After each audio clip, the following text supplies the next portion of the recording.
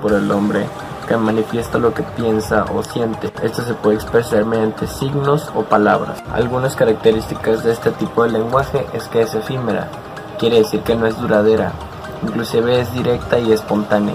Este tipo de lenguaje también se caracteriza por usar gestos y ademanes, al igual que movimientos de manos para apoyar la exposición.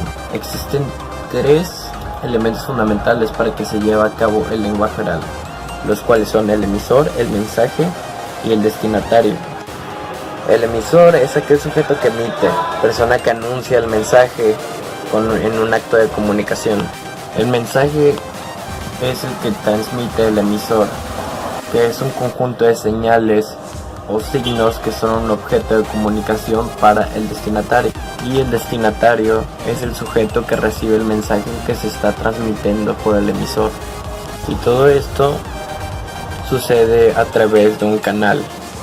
El canal es la vía por la cual circulan los mensajes. Según sean los canales de circulación, los mensajes se dividen en sonoros y visuales. Un ejemplo del sonoro podría ser a través de la radio, en un programa de radio obviamente, y el visual a través de la televisión, el cual podrían ser las noticias. Algunos ejemplos donde se puede dar el lenguaje oral podría ser en una conferencia, en algún discurso, cuando te dan instrucciones de algún tipo de paseo, en alguna exposición visuales como podría ser en PowerPoint o en un rotafolio donde solamente se presentan imágenes y se explica lo que se está viendo. El lenguaje oral se podría decir que lo vemos en todas partes. Por ejemplo, sucede cuando conversamos con algún amigo, cuando tenemos alguna conversación por teléfono, cuando estamos escuchando algún programa de radio, como se había mencionado anteriormente, o como cuando estamos viendo la televisión, las noticias por la mañana también ya mencionado anteriormente.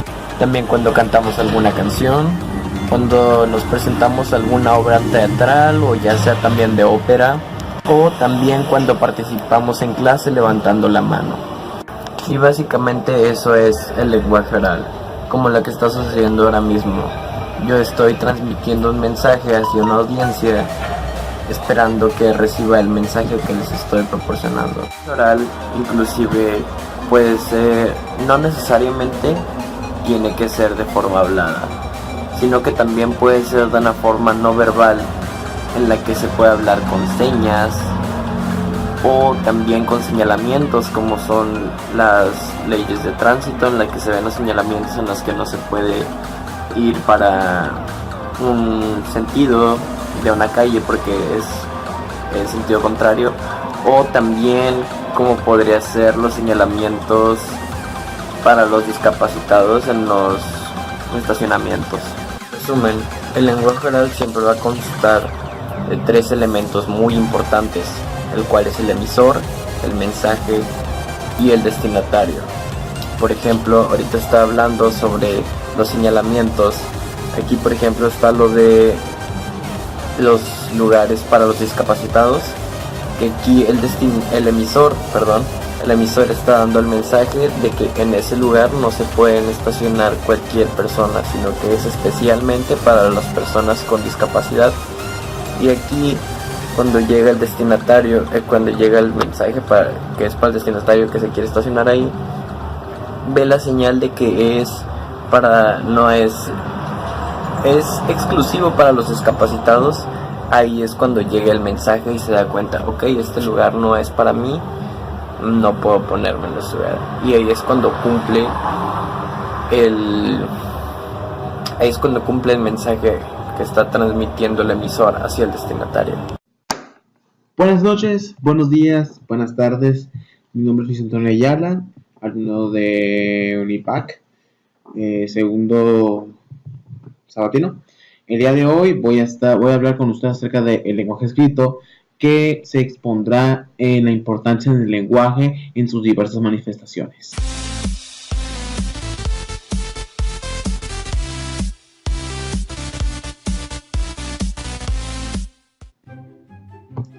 El lenguaje escrito es el uso de señales, símbolos, para expresar las ideas humanas. La ortografía es la tecnología de comunicación históricamente creada y desarrollada por nada más y nada menos por la sociedad humana y básicamente consiste en registros de marcas en un apoyo. Las herramientas utilizadas para la estructura y los medios de comunicación en los que se registran puede ser infinita en principios. Aunque tradicionalmente concebir que la escritura tiene de una durabilidad, mientras que las conversaciones sean volátil. Instrumentos, accesorios, formas de movimiento, así como la función comunicativa del texto escrito, son la clave de su durabilidad, ¿o no?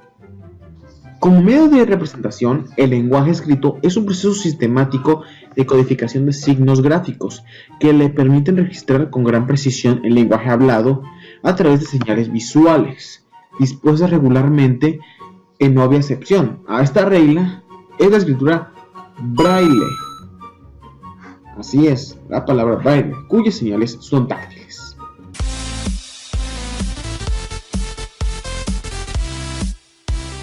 Por los que tienen dudas acerca de esta palabra, la palabra braille es un sistema de lectura y escritura táctil, pensando para personas ciegas. También se les conoce como la sesografía.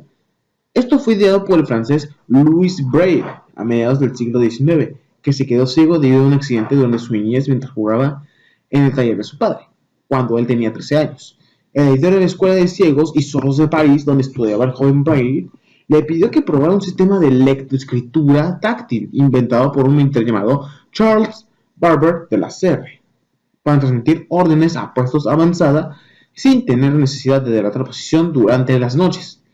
Así, Louis Braille descubrió al cabo de un tiempo que el sistema era válido y lo reinventó utilizando el sistema de 8 puntos.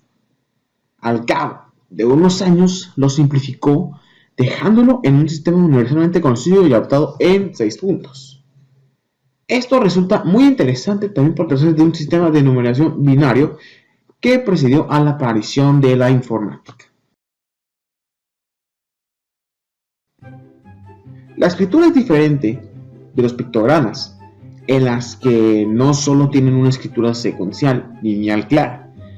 Hay dos tipos de escritura basada en ideogramas, es decir, los conceptos y la basada en grafemas, que representan la petición de sonidos o grupos de sonidos que tienen un tipo de escritura basado en grafema, que viene siendo alfabético.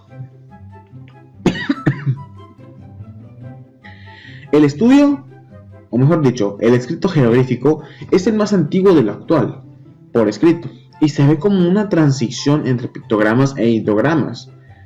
En tiempos modernos, podemos decir también que la escritura jeroglífica se ha quedado fuera, existiendo entonces actualmente desde dos principales conjunciones de escritos, los basados en grafema, es decir, escritos cuyas señales representan la percepción de sonidos, y las ideogramas escritos, es decir, escrito cuyas señales representan conceptos e ideas.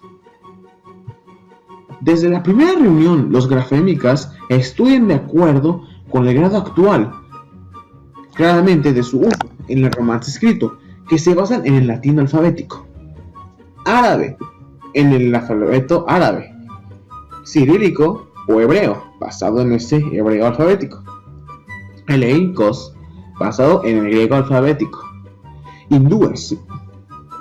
Generalmente esto se basa en Devanagari y en menor medida en el alfabeto armenio por escrito, etíopes, abugidas basado en ge'ez, coreano, georgiano, birmanos y coptos, etcétera, etcétera.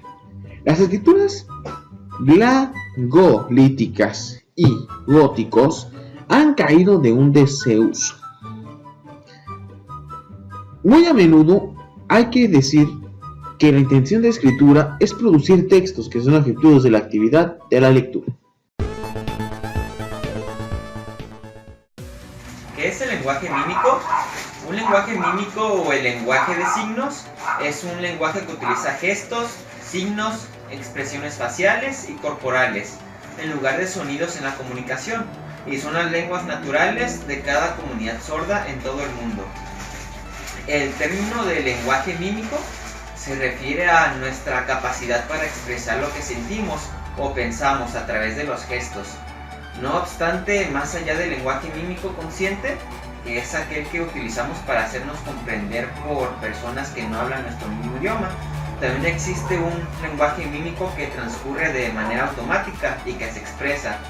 Algún ejemplo sería cuando vemos a una persona sufrir e imitamos sus gestos de dolor de manera inconsciente, o cuando vemos a alguien alegre y nuestro rostro refleja una sonrisa. Algunos de estos signos podrían ser el de no te escucho, el de desapruebo, el de no sé, el de muy bien o el de tan conocido me gusta. Muchos lingüistas se han dedicado a estudiar las lenguas de signos diferentes, concluyendo que estos mostraron diferencias considerables. Se debe tener en cuenta que las diferencias culturales son determinantes en los modos de representación del mundo. Por lo tanto, los sordos se sienten en las mismas dificultades que los oyentes cuando necesitan comunicarse con los demás utilizando un lenguaje diferente. Por otra parte, al igual que sucede en las lenguas habladas por vía oral, hay variaciones lingüísticas de la lengua, es decir, signos, regionalismos. Estas variaciones se deben a las ligeras diferencias culturales y las diversas influencias en el sistema de educación en el país. Algunos ejemplos serían levantar el pulgar, como emperador romano perdona vidas, o como cuando damos un ok a algo. Esto significa solamente el número 1 en Alemania. Así comienzan a contar con los dedos los germanos. En cambio, los japoneses comienzan a contar por el dedo meñique, que por lo tanto esto significaría el número 5. El contar con los dedos a los chinos no es tan sencillo. El pulgar se usa para contar de 10.000 en 10.000, el índice para contar de 1.000 en 1.000, el corazón para contar las centenas, el anular para contar de 20 en 20 y el meñique para contar las unidades. Si le muestras la palma de la mano a un griego, se acordará de tu madre en muy malos términos. La manita, que puede significar una señal de stop para nosotros, en Grecia es un insulto muy feo que se agrava si se hace con ambas manos hacia el interlocutor. Se llama moxa y parece que viene de una antiquísima costumbre de arrojar ceniza o excrementos en la cara del ofensor. Si estando en Francia o Bélgica tu interlocutor se da un golpe en la muñeca con los dedos de la otra mano, no te está premiando a que le des la hora, sino que está indicando que es momento de irse. No se sabe cuándo comenzó el lenguaje de signos, pero su origen se remonta posiblemente al mismo tiempo o tiempos anteriores a los que se han desarrollado las lenguas orales. Una pista interesante a esta posibilidad de lenguajes de signos es que han desarrollado por primera vez que el lenguaje oral es el hecho de que el bebé humano desarrolla las habilidades motoras de los miembros antes de ser capaz de coordinar el dispositivo fonoarticulatorio. Las lenguas de signos son creaciones espontáneas del ser humano. Ninguna lengua es más o menos que otra. Cada lengua evoluciona y se expande con la necesidad de sus miembros. La lengua de signos es tan natural y tan compleja como el lenguaje hablado. Tienen suficientes recursos expresivos que permiten a los usuarios expresarse sobre cualquier tema, en cualquier situación. Más importante aún, se trata de un lenguaje adaptado a la capacidad de expresión de los sordos.